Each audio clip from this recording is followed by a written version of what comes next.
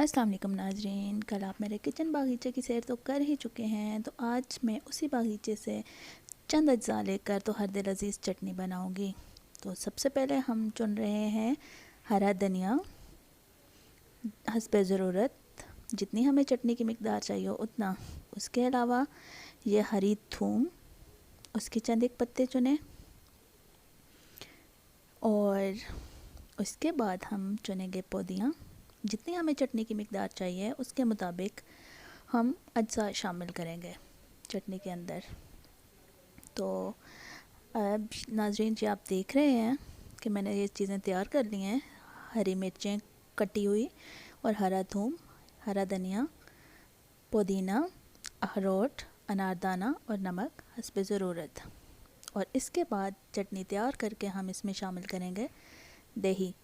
दही जो हर ग़िज़ा की ज़ीनत है, और इसी तरह से चटनी की भी।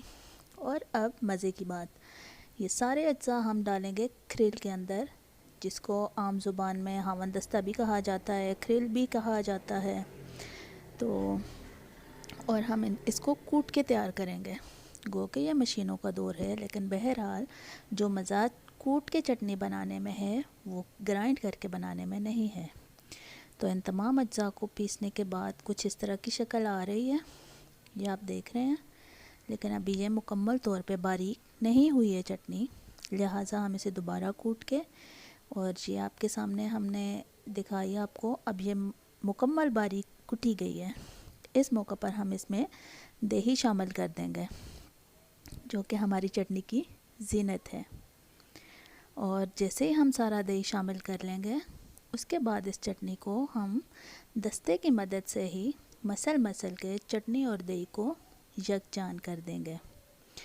इस तरह से ये आप देख रहे हैं नाज़रीन, दस्ते के साथ हावन में हमने चटनी और दही को मिक्स करके यकजान बना दिया। इसे अच्छी तरह से आपने मिक्स करना है ताकि इसका जायका ज़्यादा हो सके, जायका इसका बढ़ सके।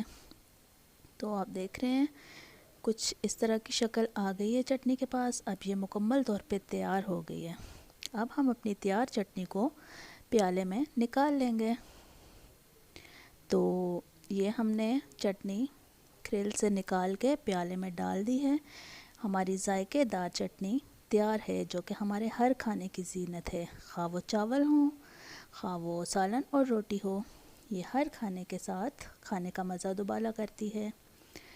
तो नाज़रीन, आप मेरे चैनल को देखते रहिएगा।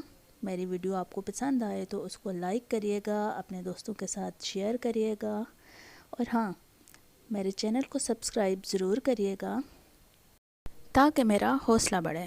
बहुत शुक्रिया और अल्लाह हाफ़िज़।